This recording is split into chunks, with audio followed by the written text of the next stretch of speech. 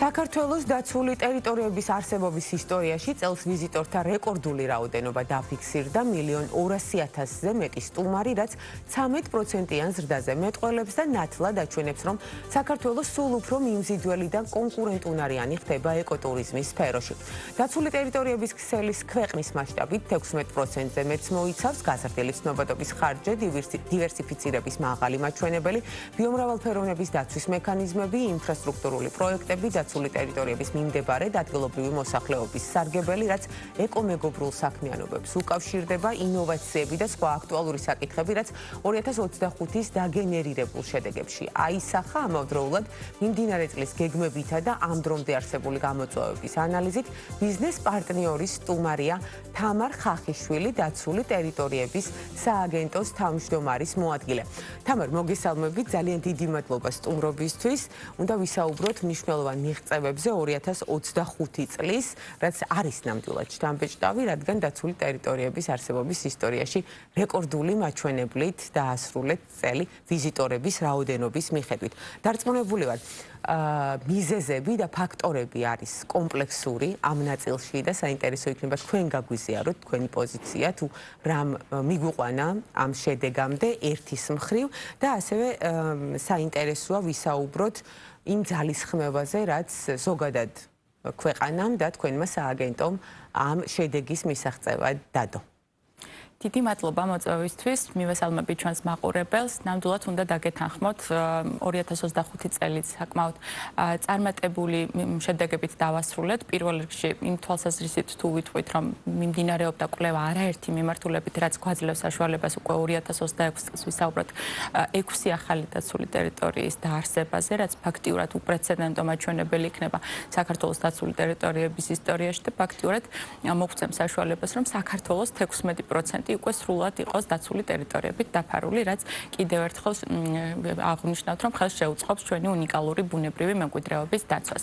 მეორე მხრივ ასევე უნდა დაგეთანხმოთ, რეკორდული მაჩვენებელი დაფიქსირდა 2025 წელს ვიზიტორთა რაოდენობის თვალსაზრისით 1,250,000-ზე მეტმა ვიზიტორმა მოინახულა საქართველოს დაცული ტერიტორიები, რაც თუ წინა წლის მაჩვენებელს შევადარებთ, ახლობით 13%-იან ზრდას განაპირობებს.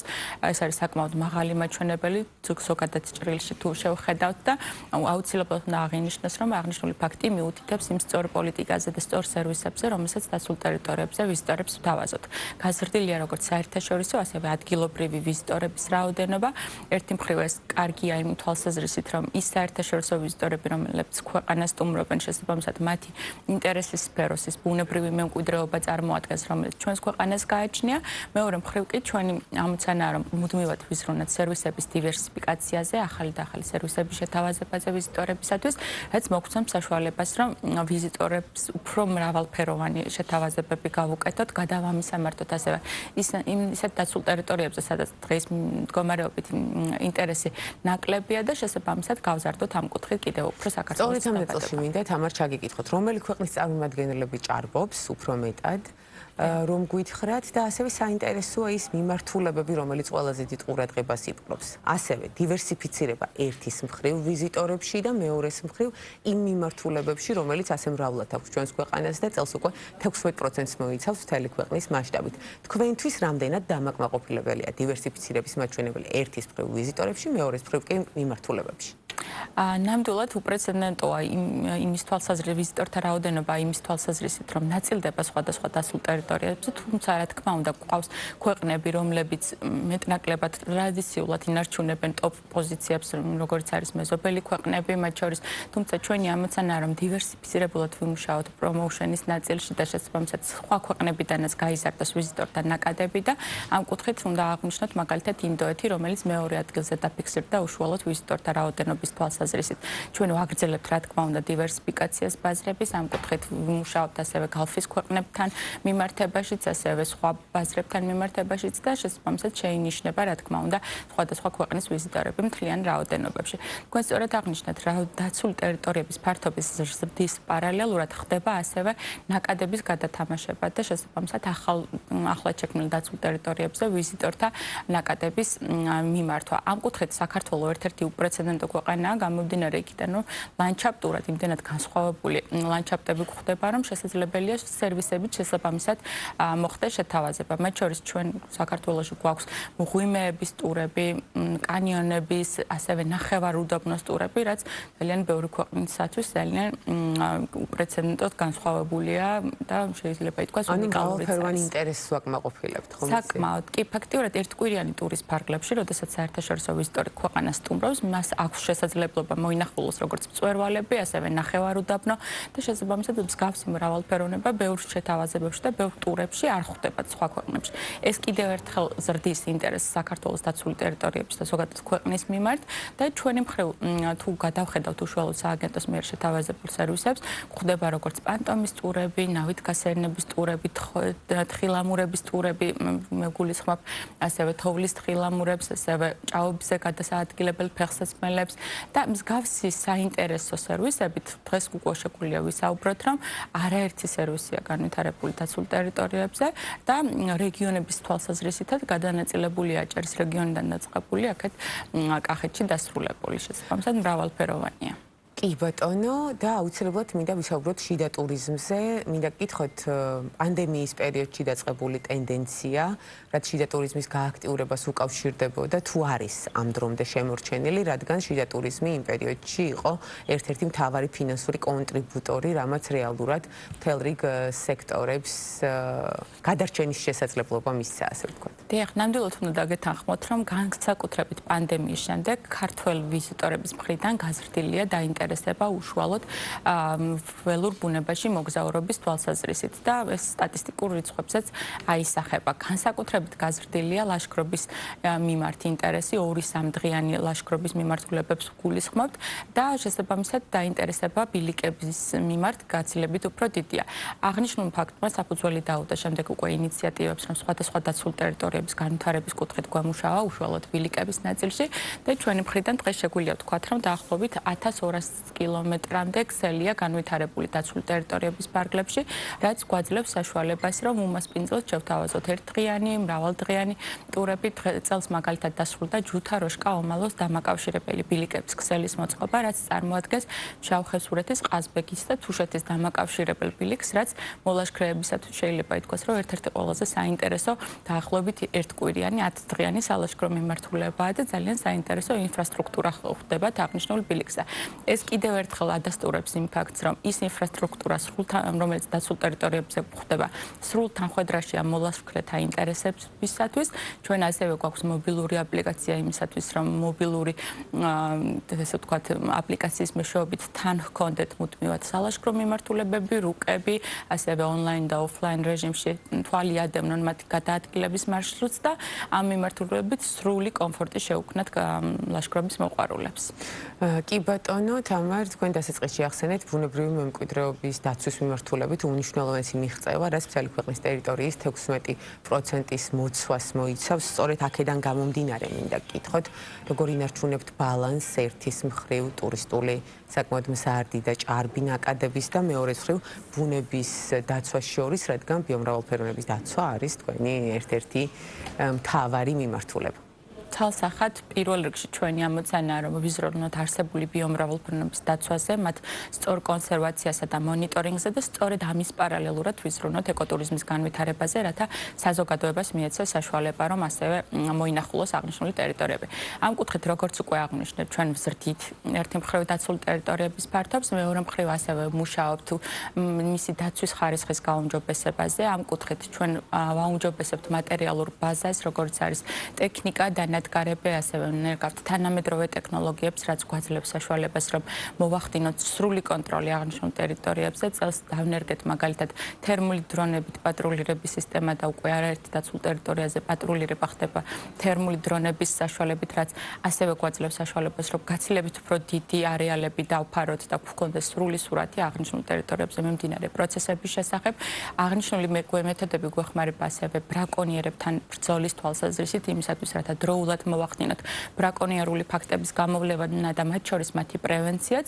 მეორე მხრივ კი ბიომრავალფეროვნების და სახეობების მონიტორინგისთვის არის ძალიან მნიშვნელოვანი ინსტრუმენტი. აქვე მოკლედ ჩაგეკითხებით ბრაკონიერულ ფაქტებთან მიმართებით, რამდენად არის შემცირების ტენდენცია, ჩვენი მოსახლეობის ცნობიერების დონე რამდენად მიდის ამაღლებისკენ. ძალიან კარგი შეკითხვაა გამომდინარე იქიდან, რომ ჩვენს ერთ-ერთ ამოცანას სწორედ საზოგადოების ცნობიერების ამაღლება წარმოადგენს იმისათვის, რათა მაქსიმალურად იქნეს თავიდან ნაცილებული მსგავსი უკანონო ქმედებები დაცულ ტერიტორიებზე. ამ კუთხით შეიძლება ითქვას, რომ წლიდან წლამდე ცალკეულ დაცულ ტერიტორიებზე ბრაკონიერობის ფაქტები მნიშვნელოვნად მცირდება, განსაკუთრებით მცირდება ძალიან სერიოზული დანაშაულები, როგორც არის წითელი ნუსხის სახეობების მკვლელობა და ასე შემდეგ. ჩვენი ამოცანა რომ ერთი მხრივ კანონახსრულების მექანიზმებით, ანუ დაჯარიმების გზით ვებრძოლოთ მსგავს ფაქტებს, მეორე მხრივ პრევენციაზე ვუმუშაოთ და მესამე მხრივ ასევე ვიმუშაოთ ახალგაზრდებში, სკოლის მოსწავლეებში იმისათვის, რათა მათი ცნობიერება მაქსიმალურად იყოს ჩამოყალიბებული და სამომავლოდ თავიდან ავირიდოთ აღნიშნული საზოგადოების მხრიდან მსგავსი ფაქტების ჩადენა. ამ მიმართულებით შეიძლება ითქვას, რომ წლიდან წლამდე მდგომარეობა გაცილებით არის გაუმჯობესებული, თუმცა რა თქმა უნდა, როგორც უკვე აღნიშნეთ, ახალი დაცული ტერიტორიების დაარსების პარალელურად გვხვდება კვლავ აღნიშნული გამოწვევები დაცულ ტერიტორიებზე, რასაც კვლავ საგანმანათლებლო სხვადასხვა საინფორმაციო კამპანიების მეშვეობით უმკლავდებით. გასაგებია, ინფრასტრუქტურაზე ნაწილობრივ თქვენ ისაუბრეთ 2025-ში განხორციელებულ მიმართულებებზე, თუ არის რაიმე რისი აღნიშვნაც არის აუცილებელი, კიდევ დავამატოთ და გარდა ამისა, მინდა გკითხოთ წელს გამოწვევები რა მიმართულებით არსებობს, რის აღმოფხვრასაც განიხილავთ და საინტერესოა ბიუჯეტი თუ არის გაზრდილი ამ მიმართულებით, რადგან ინფრასტრუქტურული უზრუნველყოფა ალბათ არის ის აუცილებელი წინაპირობა, რაც ქმნის უკვე გაზრდილი ვიზიტორების რაოდენობას, მეტად უსაფრთხო და კომფორტულ გარემოს. ცალსახად უნდა დაგეთანხმოთ, საზოგადოებისათვის ძალიან მნიშვნელოვანია, რომ დაცულ ტერიტორიებზე გადაადგილების პარალელურად მათ ჰქონდეთ ის საბაზისო ინფრასტრუქტურა, რაც აუცილებელია კომფორტული და უსაფრთხო გადაადგილებისათვის.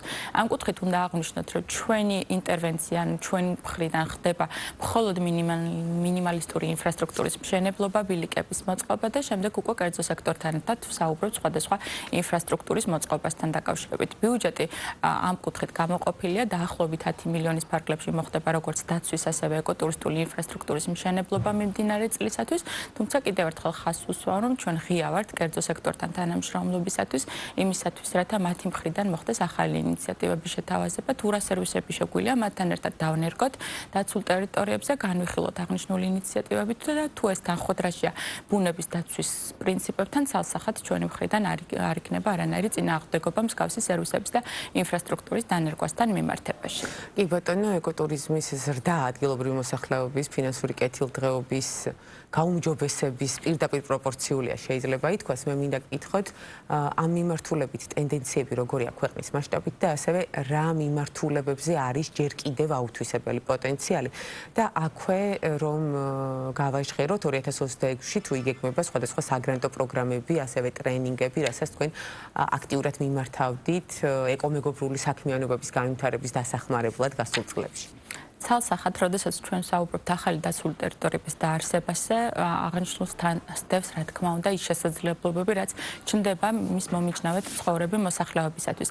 ამ კუთხით გამოვყოფდი სერვისების მრავალფეროვნებას, ჩვენ უნდა აღვნიშნოთ, რომ დღეს მდგომარეობით დაცული ტერიტორიების ირგვლივ არაერთი სასტუმრო კვების ობიექტი თუ განთავსების საშუალებებია გახსნილი. დღეს მდგომარეობით მაგალითად შეგვიძლია ვისაუბროთ კონკრეტულ რიცხვებზე, 700-ზე მეტი სასტუმრო გვხვდება დაცული ტერიტორიების ირგვლივ მთელი ქვეყნის მასშტაბით, ისევე როგორც 200-ზე მეტი კვების ობიექტი, 300-ზე მეტი სხვადასხვა მარკეტი თუ ასე შემდეგ. ეს არის პირდაპირ პროპორციულად დაკავშირებული ადგილობრივი მოსახლეობის ეკონომიკურ სარგებელთან და ჩვენი მხრივ, რა თქმა უნდა, პირველ რიგში ვზრუნავთ იმისათვის, რათა მათ შესაძლებლობები შეუქმნათ აღნიშნულისათვის, მეორე მხრივ გადავამზადოთ ისინი, რათა მზად იყვნენ მსგავსი ტურისტული ნაკადებისათვის, ჩავატაროთ სხვადასხვა ტრენინგები ბიზნეს უნარების გაძლიერების მიმართულებით და აქვე აუცილებლად სრულად უნდა აღვნიშნოთ, რომ ახლად დაარსებული დაცული ტერიტორიების ირგვლივ მცხოვრები მოსახლეობისათვის ჩვენ ასევე ვახორციელებთ მცირე საგრანტო ინიციატივებს, რათა დაუფინანსოთ ის პირველადი ინიციატივები, რაც მათ ბიზნეს უნარების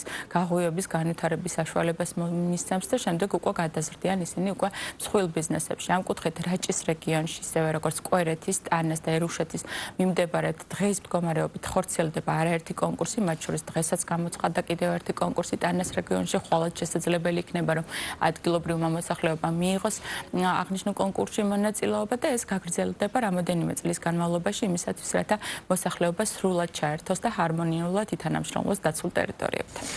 კი ბატონო, მშვენიერი, ძალიან საჭირო ინფორმაცია გავაჟღერეთ ახლა ჩვენი დაინტერესებული მაყურებლისთვის და ბოლოს აუცილებლად უნდა გკითხოთ ინოვაციებისა და ტექნოლოგიების ეპოქაში ჩვენ გვახსოვს გასულ წელს მარტვილისა და პრომეთეს მღვიმეში VR ტექნოლოგიების დანერგვის პრეცედენტი. ამ მიმართულებით რა გეგმები გაქვთ? ნამდვილად ჩვენ ასევე წელსაც ვაგრძელებთ VR ტექნოლოგიების დანერგვის მიმართულებით მუშაობას. დღეს მდგომარეობით შეგვიძლია ვთქვათ, რომ არაერთი ვიდეოა უკვე ჩაწერილი, რაც მოგვცემს საშუალებას, რომ გავაინტეგრიროთ ისინი ვირტუალური რეალობის ტექნოლოგიებში და წელს უკვე დავნერგოთ როგორც მარტვილის კანიონში, ასევე პრომეთეს მღვიმეში, ასევე ლაგოდეხსა და ბორჯომის დაცულ ტერიტორიებზე მისულ ვიზიტორებს წელს უკვე დახვდებათ ვირტუალური რეალობის სათვალეები, სადაც დაახლოებით 25 დაცული ტერიტორიის სხვადასხვა ვიდეო რგოლებს იხილავენ, რაც მისცემთ მათ საშუალებას, რომ ვირტუალურად ერთი ლოკაციიდან იმოგზაურონ სხვადასხვა დაცულ ტერიტორიებზე. და ეს არა მხოლოდ ქართველი ვიზიტორებისათვის და ადგილზე მისული ვიზიტორებისათვის იქნება ხელმისაწვდომი. ჩვენ ასევე ვგეგმავთ, რომ საერთაშორისო გამოფენებში, სადაც წელს მივიღებთ მონაწილეობას და ასეთი დაგეგმილია მინიმუმ 7 გამოფენა წელს დაცული ტერიტორიების სააგენტოს მხრიდან, ყველა გამოფენაზე წარმოდგენილი იქნება აღნიშნული ტექნოლოგიები, რაც მოგვცემს საშუალებას, რომ საერთაშორისო ასპარეზზე უფრო მეტ ვიზიტორს გავაცნოთ საქართველოს დაცული ტერიტორიები და გავუღვივოთ სურვილი საქართველოში ვიზიტის დროს. ბუნებრივია და სწორედ ეს ცნობადობის ამაღლება იწვევს იმ დაგენერირებულ შედეგებს, რაზეც დღეს ვისაუბრეთ. ძალიან დიდი მადლობა თამარ სტუმრობისთვის, დაგემშვიდობებით. მაყურებელს შევახსენებ, ჩვენი სტუმარი იყო თამარ ხახიშვილი, დაცული ტერიტორიების სააგენტოს თავმჯდომარის მოადგილე და ვსაუბრობდით 2025 წლის უდაოდ შთამბეჭდავ შედეგებზე, რაც სააგენტოს ანგარიშზეა.